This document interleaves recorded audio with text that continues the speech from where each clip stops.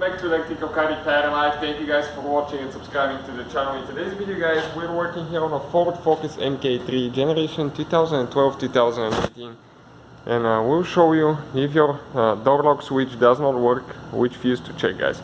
In the meantime, we'll have more than 200 videos on this car, guys, on our channel. We'll be uploading videos all the time, so please subscribe, guys.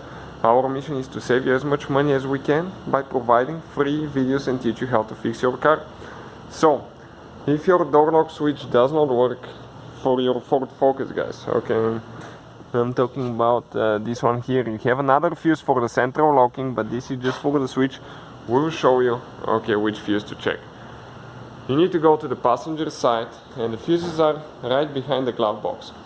In our case, we remove the glove box. Okay, let me show you, so we can gain more room and show you where exactly the fuses are. You do not have to remove the glove box. If you want to see the video, it's on the channel. The only thing that you need to do is you need to remove that cover here.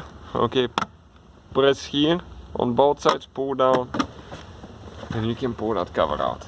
Those are the fuses, guys, and the BCM module. Now, next to each fuse on the top right corner there is a number.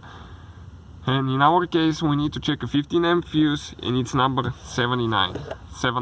Okay, so it's this one right here. Go ahead. Okay, let me pull this thing out.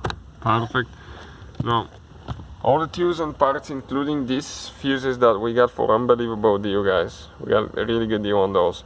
Will be listed in the description of the video below. So, we'll get another 15 amp fuse and see how easy those things are to see on the inside compared to the old ones, because they're clear, and we'll replace that fuse. So hopefully, guys, that fixes your problem. If not, there is more fuses for the central locking system. Check them out. Okay, the videos are on the channel. So thank you for watching, and see you guys next time.